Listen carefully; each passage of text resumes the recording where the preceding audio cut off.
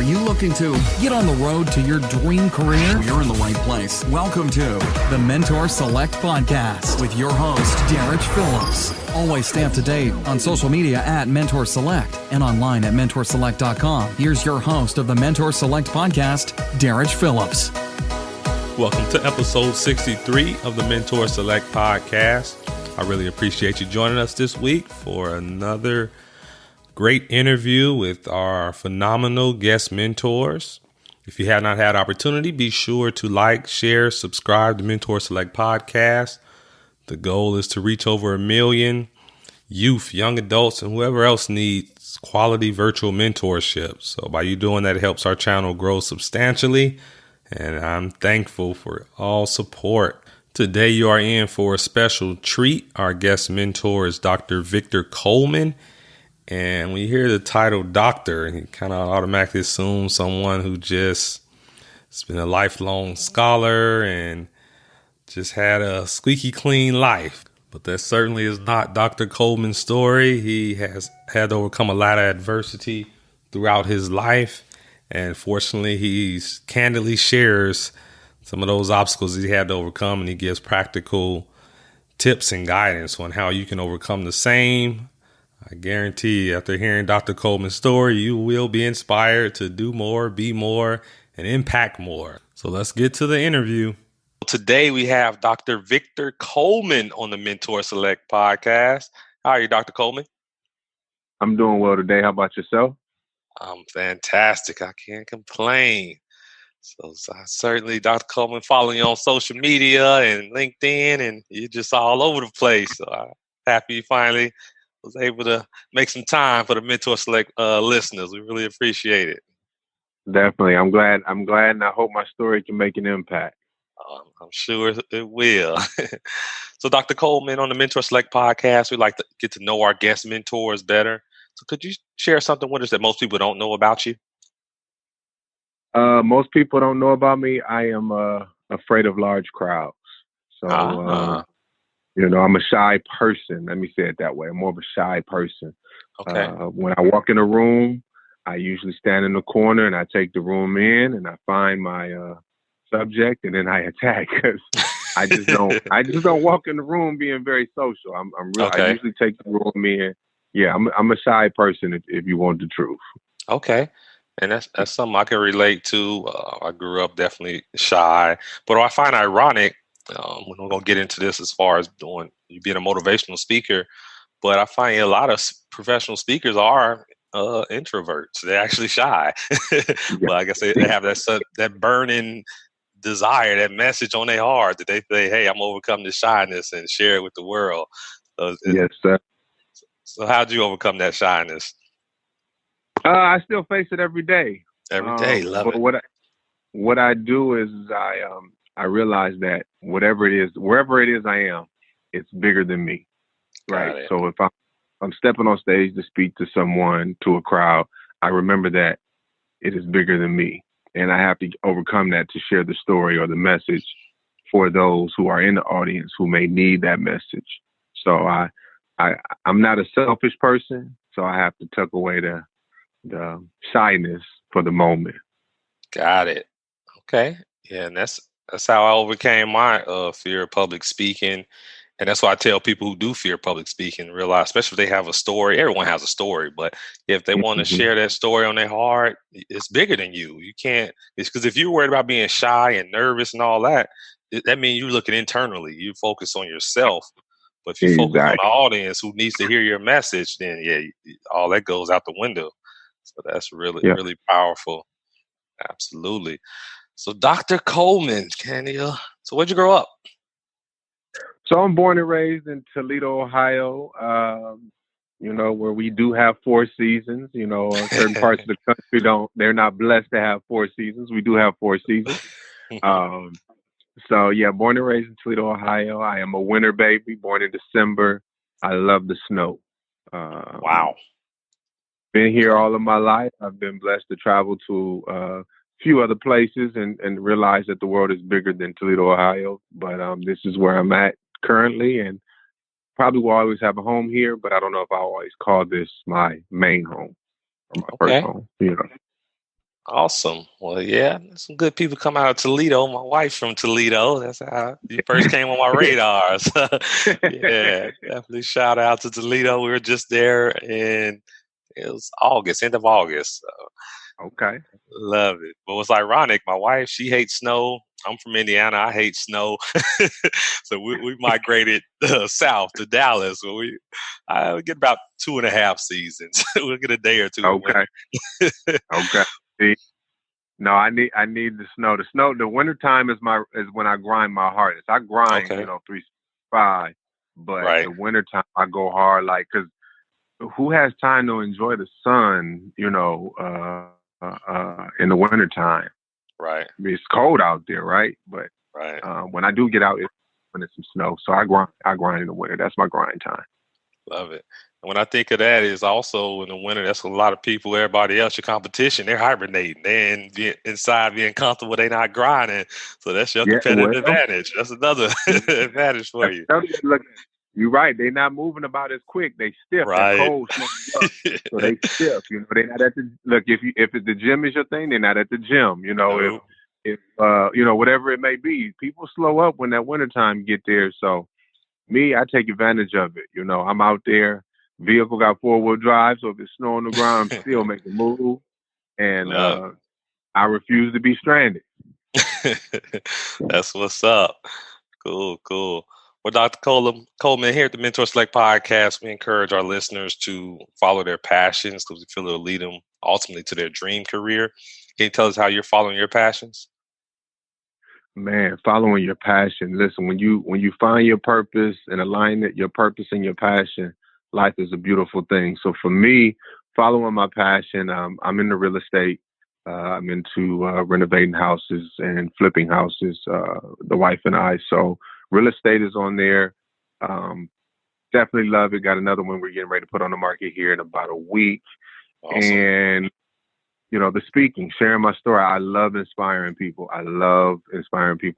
And now truly sharing my story as an open book to allow others to feed off of and grow. That is my passion, my purpose. So yeah, following it, what it is you want to do, even if you take a little bite at a time, it adds up to something in the long haul.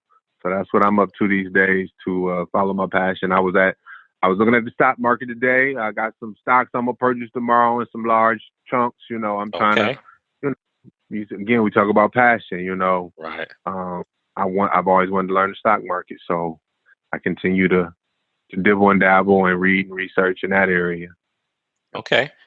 And for me, I'm intentional about saying passions as in plural because let people know that you can have multiple passions, interested in multiple things, and you certainly illustrate that. But you don't have to just lock yourself in on one thing. Exactly. Cool, cool. So you say you love inspiring people. Have you always been that way? My whole life, Whole since life. I was a kid, I've always now this is with family. I've enjoyed being the highlight in the room, right? The life of the party and singing silly, encouraging, uplifting.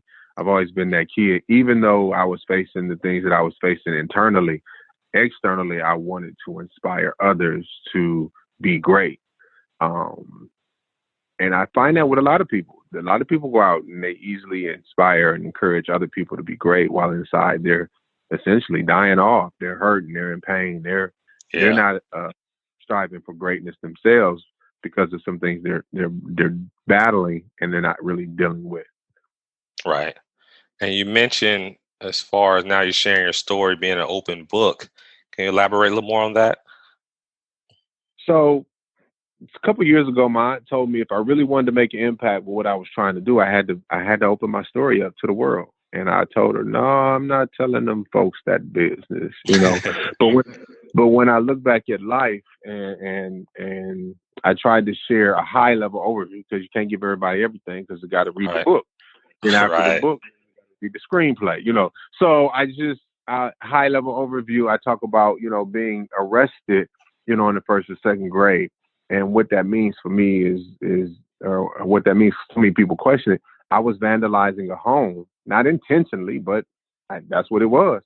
I was put in the police car and arrested for vandalizing home. Now, they didn't take me to jail. They took me home, and, I was dealt with in a different kind of way. They didn't throw me in a cell. But my point is that's when my run-ins with the law started. I talk about failing the second grade. You know what I'm saying? What does that do to a person when you fail? And then more importantly, now you see your peers move on, but you're held behind. That taps into your confidence, your self-esteem, your ego, your attitude, your character, you name it. It's all wrapped in that moment. Wow, I failed. But they move on. Why me? In the third, fourth grade, I had a neighbor over by my grandmother's house.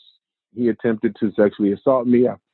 I reported him, later found out he had been touching on all the kids in the neighborhood. Oh, you know what I'm saying? That affects you, so now I look at sex, growing up, I looked at sex as it was more perverted in a sense because it was like I had to have it versus it was a gift from God. You know what I'm saying? So we talk about that. And I mean, the list goes on and on and on. Countless more arrests, being drunk at school, trying to fight teachers. I share all those pains with people when I go speak and when I post and so forth on social media, because I really want people to understand that I didn't get to Dr. VJColeman Jr. just from being born with a silver spoon and life was beautiful and I had no hiccups and no hurdles. I got here because of the hiccups and the hurdles. Exactly. Loved it. So how are people responding to you being an open book and sharing your story? What's the feedback you're getting? Is it what you expected? It's not what I expected. It is actually, the response has been beautiful. I've only received, to my knowledge, 2 negative responses. I'm sure there's more out there somewhere, but the response from men inboxing me, thanks, brother, for sharing your story. You give me hope. I'm ready to give up, but seeing your story tells me I too can overcome. So many women, so many moms and grandmothers, and man, it's just like, wow, who would have thought that by me sharing my full story, that it would really help other people, overcome. I was putting out a fake image in a sense by not sharing it. Right. You know what I'm saying? I didn't deny it. I just didn't share it. So in a sense, I wasn't being fully transparent, and it prevented me from connecting to people who I could help with my story. Yeah. And that's something I can totally relate to up until probably I was after over 30, 31. That's when I really started feeling comfortable about sharing my past and hardships I had to overcome through my childhood, and kind of had a similar response is realizing like, wow, okay, now I'm connecting on a deeper level with people now versus that surface, just showing the good side, because in reality, no one's perfect, and people relate to people who've gone through some things and got some battle scars. That's what they can relate to. That's what they're going through or been through. So that is really cool, the response you're getting. And of course, with those couple of negative ones, hey, those people, they're dealing with their own issues and maybe just forecasting them on you. But hey, you're making an impact. You're making a difference. That's really awesome. And I had the opportunity to read the post that you made on Facebook. Tell us about that post. I know you kind of gave an overview of what's listed in the post, but just give us an idea about just the success of it. It's really amazing. So that post, I wrote that post probably 2 or 3 times that morning, and I put the image together for the listeners. If you go to Facebook, you would see it, and we can get that information later. But definitely, it's an image of me at graduation in the center, and down the sides are 6 mug shots, and I talk about the pain that life had delivered me, or that I was going through at the time of the mug shots versus where I am today in that graduation photo. And the post, wow, today has reached close to 1 million people. It's still being shared. It's still being liked. It's still being commented on. I'm still shocked that, I think it's been about 3 or 4 weeks now that post has been out there. And if I were to go to social media now and read you the numbers, I would say I think it's reached likes were right around 7,000, if I remember correctly. Wow. Close to 2,000 comments, right around 4,000 to 5,000 shares without looking at it. I know it's somewhere in that window.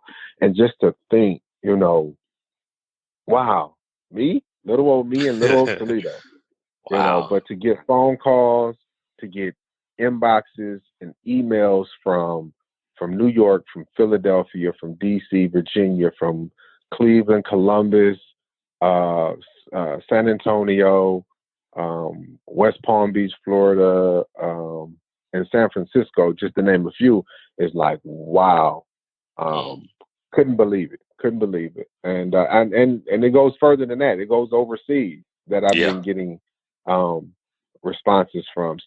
So I'm just shocked, but I'm grateful. I'm grateful that God chose me and my story to make an impact. Wow. Yeah, clearly making an impact. And what's so important for the listeners to understand is the reason you're making that impact. You had to go through all those hardships and overcame it, but you were brave enough, courageous enough to share that because you knew that others can benefit from it. So it's really important for the listeners to understand. Sharing your story it helps people, and that's what people are going to relate to. They're not going to relate to you just showing, hey, look at me, I got nice clothes, nice car, all this other thing. That's superficial things. But once you dig down deep and expose just the full you, man, that's what happens. So that's really amazing. I'm really happy for you. Definitely well deserved. You mentioned something also about just like getting comments from men and talking about them dealing with their own pain. What advice would you give for men who have that pain bottled up, and how did you unleash that and deal with your pain? It's okay to get help. That is my statement. That is my statement to all men every time I open my mouth, and I always say it's okay to get help.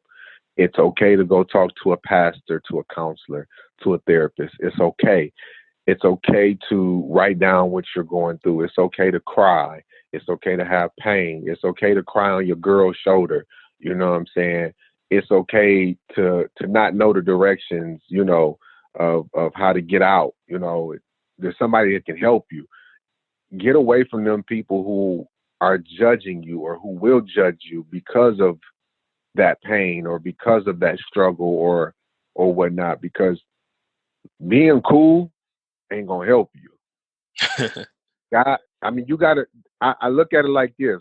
God had to break me all the way down of all that superficial stuff I thought of who I thought I was to really build me up. Right. So I was broken down and I had to go see people to get that stuff out of me, to teach me how to get those thoughts out of my head and get those feelings out of my head or my heart so I could grow. A lot of men are mad at their fathers for being absent. A lot of men are mad, the system or the baby mama because of child support. We blame everybody else. Fine. Okay, it happened. But you have a responsibility to yourself to heal. And the only way we'll go to the doctor for a cough, a cold. You know what I'm saying? But we will not go see somebody to get the mess out of our head that we know is unhealthy. Right. Why? We go seek help for everything. We take better care of our cars than we do our mind. True. No doubt. As men, it's okay to get help. That's powerful. Absolutely. And you touched on a lot of good things in terms of with those emotions. Once you bottle it up, you don't get help. It's so toxic, and it just eats away at you from the inside. And what I can relate to is my father was absent, and I didn't realize until my 30s that me holding in that anger and resentment towards him was only hurting me. It wasn't hurting him, but it was eating me up inside. So I finally got to the point where I was able to forgive him and just let go of all that, because the past is the past. Can't change it. All I can do is focus on the future. So that was a huge weight off my chest. Just yesterday, we watched that young man forgive that police officer for killing his brother.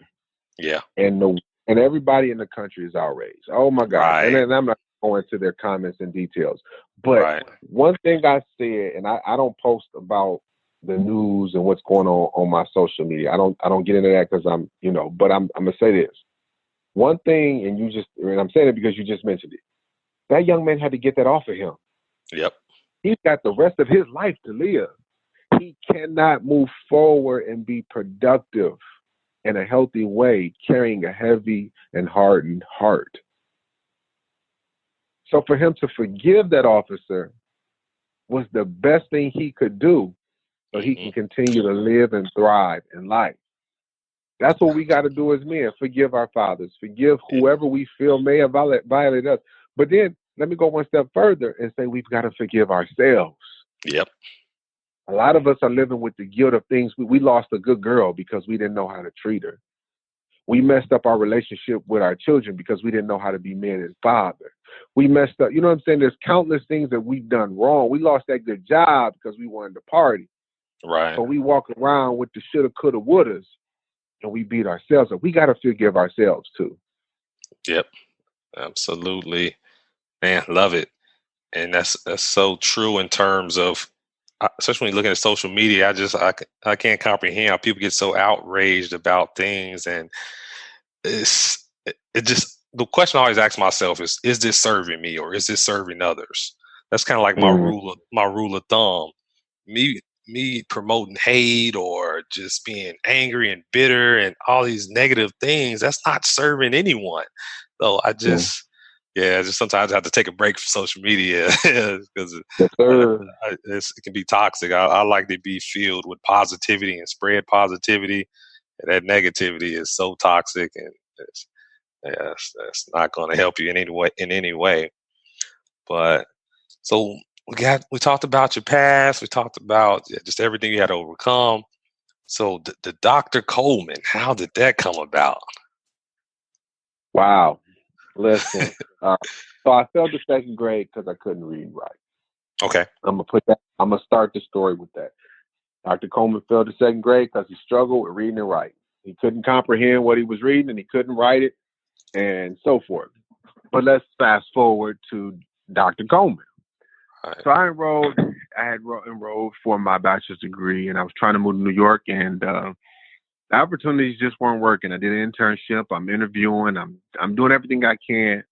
And one day, a gentleman at the organization I was working for came up to me and said, "Hey, company wants to know if you'd be interested in being a supervisor. Supervisor business is about to come up. I think you'll be a good candidate for it." And I'm in my own way. I said, "No, I'm moving to New York. I'm gonna be in this entertainment industry. I'm trying to get in the music industry. I don't plan on being here much longer." He said, "Well, just think about it." I go to church that Sunday, and I'm visiting a church. I'm on my way to my church, but the Spirit just keeps telling me to go to this other church. So I go to the other church. Pastor's up preaching, so forth. I sit down, whatever. And a few minutes later, while he's in the middle of his sermon, he stopped and said, "I don't know who this is for, but the Spirit of the Lord just told me. You've been offered a promotion and you've turned it down. But God needs you to understand that He understands that your education isn't in that field and your heart isn't with that organization. But if you don't take this opportunity, you'll be stuck where you are the rest of your life." I said, "Oh boy." I looked around. I know exactly who he's talking to. Monday morning came and I went in waving my resume like a surrender flag. I surrender. Here it is, right? So fast forward, I was offered the position. I accepted the position, and I said, he said, stuck where you are the rest of your life. I was thinking at the time just the job. No, he was talking about my mind. My mind was still stuck. I was still focused on the streets. I was still focused on, getting that quick dollar. I was still focused on being super hood, super urban, super, whatever. He was talking about my mind. So a month after starting that new position, I enrolled for my master's degree. Now, let me tell you, I never had a desire for a bachelor's degree, let alone a master's degree. How did I end up with a PhD? So I graduate, or close to graduation time with the master's degree. The Spirit told me to go for a PhD. Now, mind you, I never even knew what a PhD really was, honestly. So I said, okay, all right, I'm enrolled. I'm just going to be obedient and do it. And I enrolled. but I enrolled for just a doctorate degree. Now, the difference for those who may not know the program that I was enrolling in, I didn't have to do any research. I would just go through some classes, write a final paper. If it's approved, yeah, I'll get these fancy letters behind my name, and you can call me Dr. Coleman. Here's the problem. I didn't enroll for the program to be called Dr. Coleman. I enrolled because the Spirit told me to enroll. That week before classes started, the Spirit got real heavy on me and real loud in my ear and said, "That's not what I told you to do." Like, oh boy. The day before classes started, I switched into the PhD program.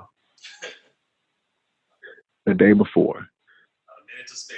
So the first quarter comes, I'm in the PhD program. I'm struggling with the reading and writing. They give you a reading and writing course. I'm like, oh my gosh, this is too much. I can't do this. I got commas out of place. I got run-on sentences, yada, yada, yada, yada. I don't belong here. I stick it out. I pass. Second quarter come, I'm faced with the same dilemma. But now we get together for colloquium in Atlanta.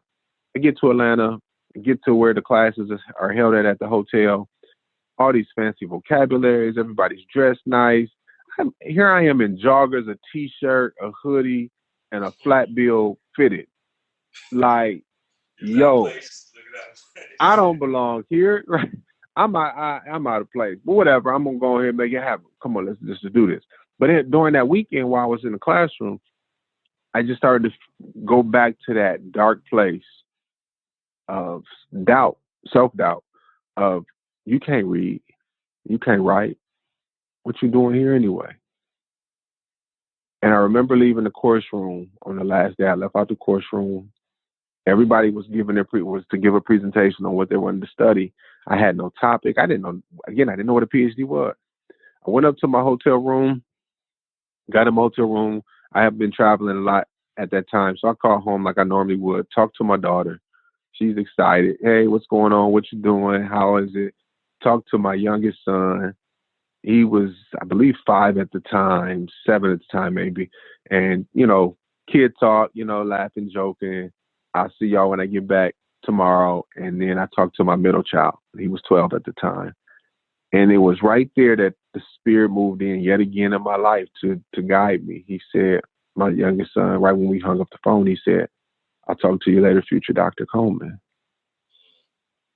And I just began to cry. Because at a point where I was low, the littlest guy, or one of the littlest guys in my life, was trying to lift me up. He didn't know I had made up my mind and I was dropping out the program. He didn't know that I was ready to give up because I didn't tell him that. But the Spirit told him and chose him to inspire me to move on. And because of that moment in that day, I wouldn't give up on the PhD program for nothing in the world. People are like, "Oh, you should take a break. If you're exhausted, take a break." I'm not stopping. I know what I heard on that phone, and I know what the Spirit told me. I'm not stopping. Fast forward 2019, and we have Dr. Coleman, So I had to face some dark things, some old things from my past. And I confronted them head on instead of being a coward and trying to hide from them. And I was able to overcome. And that's where Dr. Coleman came from. Wow, very powerful story. So was your son able to be there to witness you walk across that stage? You said what now? Was your son able to be at your graduation to witness you walk across the stage? Yes, sir. So what's beautiful is he graduated this year as well from high school. Okay. So we did some graduation photo. I said, "Well, I want to do a graduation photo shoot with you because you inspired me to get to the place that I am." And we did some photos together, and it was beautiful. And then we got, obviously we all went to my graduation, and he was able to witness that. And it's just, when I tell you, God will use some strange folks, is how I always say it, right? God will use some strange folks, the people you least expect. He gonna use them, right. And countless times throughout my life, God has used some strange folks. You least suspect, like you said. Wow. Mm-hmm. And so piggybacking on that topic, what role have mentors played in your life? Wow. Mentoring is so critical for one's growth and development. My research is on mentoring. So I've had mentors my whole life. I mean, if you really think of it, a mentor is just simply a guide, right? So in the streets, I had people mentoring me how to be in the streets, showing me the ropes, right? Coaching me. But I got to this corporate side of life. Well, let's even go high school. I had some mentors that were trying to keep me in school and trying to keep me on the right path. There's a reason I got a high school diploma. When I graduated, I didn't go right to college. So I had some mentors trying to show me entrepreneurship and, you know what I'm saying? The older firefighters, I was hanging with the firefighters, you know what I'm saying? And they were trying to show me a different way than the streets. I had an older Caucasian gentleman who showed me finances and how to balance and budget and invest and so forth. So through all that, through my whole entire life, everything, you know, the importance of a mentor is real. And they played a key role. I just talked to my dissertation mentor for the PhD program. We just spoke Monday. And, you know, we're going to keep in touch for a lifetime, man. He played a great role in seeing me through and in keeping me encouraged with getting the PhD. You know, when I was slacking, he was right there to say, "Hey, you slacking." And I tell my mentors, don't be soft with me. Right. Come at me straight on. Come at me with the real. I can deal with it. I might go home and cry, but don't worry about that. I can deal with it. You know, I can deal with it. Come right back. Exactly. So, yes, mentoring is critical to one's success. And everyone, I challenge you, listening, go develop 3 relationships right now. And this is based on my research that I found this. 3 relationships. Go get you a mentor. That's someone to lead you, to guide you. They don't have to always be older, but sometimes they're just more advanced than you currently are. Get you a mentor. Second thing you want to do is you want to get you a peer mentor, someone on the same level, someone who may have a different perception or of things that you guys are experiencing, but you guys will hold each other accountable at that level. And then go mentor someone. We all have to mentor someone. Each one should be teaching one. So if we're mentoring someone, we help change the cycle and end generational curses that way. So 3 relationships: get you a mentor, have a peer mentor, and be a mentor. Definitely take that guidance to change your life. You know firsthand, I know firsthand, absolutely. And also it makes me think back to what you were talking about, how a lot of men, maybe they're not forgiving themselves for maybe failing as a father or a husband on the job. But in reality, a lot of times they didn't have mentors in their life to teach them those things and teach them what it is to be a good husband, father, in corporate America. So it's really futile to blame themselves for that. They just never knew, never taught. Exactly. So as far as, I didn't know your actual dissertation was on mentoring. So how are you using that knowledge? I know it took a lot of research. How are you applying it? So what I'm looking to do now is create some models to help organizations such as schools, high schools, universities, and business organizations develop a mentoring model. So my mentoring topic focused on African Americans that have had a Caucasian mentor. And my goal is to create a model to help those relationships have successful outcomes or improve the outcomes that they're having, increase the amount of success behind them. As we see the move across America right now is diversity and inclusion, but I see a lot of organizations throwing money at it, but not getting the results. Right. So I want to have an impact from the mentoring perspective or side of things, that through mentoring, here's where diversity and inclusion truly can take place through cross-cultural mentoring of the opposite race. So I want to go out and then research African Americans who have mentored a Caucasian I came across a Caucasian mentee who had an African American mentor, and he talked about how great that experience was for him. So by doing that, we get to learn about other cultures. We get to end this racial divide. We get to not only help end generational curses, but we get to build communities, stronger communities, more diverse communities.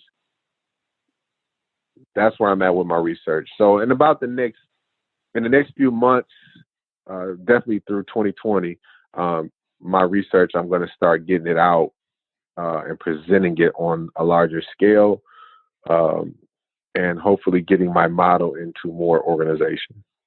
Wow, that is so needed. And what's ironic is 2 years ago, I was volunteering for an organization called the Foundation for Choice, and they're in the Dallas schools, inner cities, and they're pairing mentors with mentees mentees are in poverty. They basically are below the poverty line. So when I volunteered for that program, it's like, okay, I'm not going to be paired with Hispanic, or I was automatically expecting another Black person. And I met my mentee at Starbucks for the first time. And it was a clean-cut white kid named Patrick. And that it just initially kind of took me off guard because it wasn't what I was expecting. And then also, Patrick, he was just so well-spoken, so smart, so ambitious. But he was dealt a bad card. He had to overcome a lot of adversity, but that didn't deter him. And I would say that I've benefited so much from that relationship. We're still really close now. He's in college now, doing really well. We meet up regularly. And like you said, just that racial divide and just the impact of this I just can't explain it. Definitely. It was amazing. And just one last thing I want you to touch on before we start wrapping it up is you mentioned about ending that racial divide. And that's something that it troubles me. Like in the era we live in now, I'm sure it's probably always been that way, but I feel like it's just getting worse and worse, where it's more like pointing fingers, us versus them. And it's, I'm not comprehending like how, like it goes back to who does that serve? We're definitely more powerful. We can do more united versus us versus them versus Black versus white. What are your thoughts? Right. But we're living in a place of fear, right? Because the unknown is fearful, right? So if I allow myself to open up to someone who doesn't look like me, who doesn't come from where I come from, what will happen? Will they take advantage of me? Will I be seen by my own community as weak? Will I be seen as a traitor? You know, what will happen if I open up to someone who doesn't look like me? Versus saying, you know what, we got all these challenges out here. Let me go get to know somebody who doesn't look like me and help soften society just a little bit. Help soften. Each one of us has that ability to soften society. Hate is only thriving because we're afraid to use love. I'm going to say that one more time. Hate is only thriving because we're afraid to use love. We're afraid of it. As men, and you know, how many times have you heard one man tell another man, I love you. I love you, big dog. I love you, brother. You know, how we don't do it because we are afraid that we will be seen as weak when we use love. You know, when I realized that I hadn't used the word love in my life, wow, I think I was 30, 32. I hadn't been, what? Love? Outside of my children, I hadn't used the word love. And I started telling people, I love you, dog. I love you, big dog. I love you. Yeah. Hey, be safe out there tonight. I love you. You know what I'm saying? Like, I had to change it up and get people to understand that you don't have, you're not soft because you love somebody or you care about somebody. Why do I have to wait till your funeral to tell you I love you when you land in a box and you can't hear me? You know, like it said, give a man his flowers, or a woman their flowers while they're alive. Tell them you love them while they are alive. I love that. That is so true. Totally agree. Wow, Dr. Coleman, you certainly don't disappoint. exceed the expectations. They're already high. But have a lot to share, and certainly walking in your purpose and following God's calling for your life. That's amazing. Keep doing it. Let's get ready to close out this interview. Dr. Coleman, what would be some parting words of advice you want to leave the listeners with? Parting words of advice is to wake up each morning with purpose. That means when you get up, give thanks to God. Set a plan for your day and attack.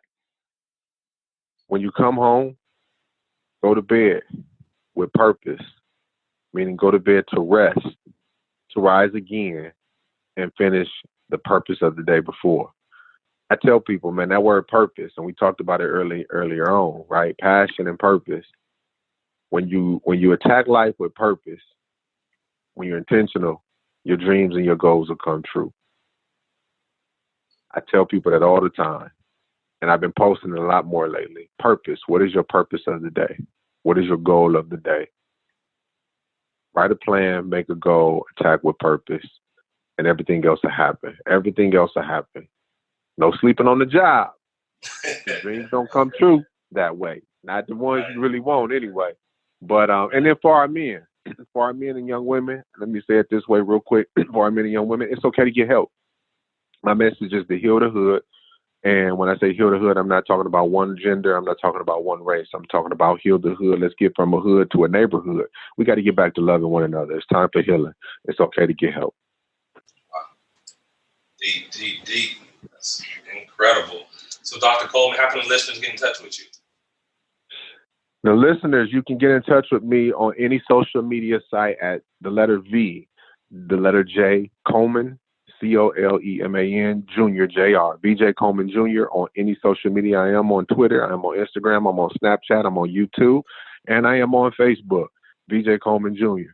If you can't find me there, don't worry. You can always go to the website, www.letstakeflight.com, www.letstakeflight.com. All right. Ooh, you definitely took us on a flight this interview. That's what's up. Really appreciate it, Dr. Coleman. I'll definitely continue following you, and I know you're going to do a lot more great things. You're just getting started. Just getting started. That's the way I like to look at it. Yes, indeed. That's what's up. Certainly keep on doing what you're doing. Appreciate you. Thank you. And you continue to do the same.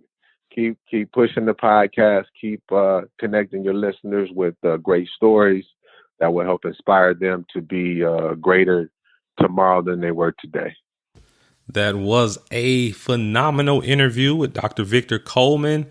Can't thank him enough for taking time out of his busy day to mentor the Mentor Select listeners. We really appreciate it, and show him your appreciation by checking out his website, all his social media, Dr. Victor Coleman. He just has a lot going on where he's making a huge impact on the youth and young adults and even old adults like myself.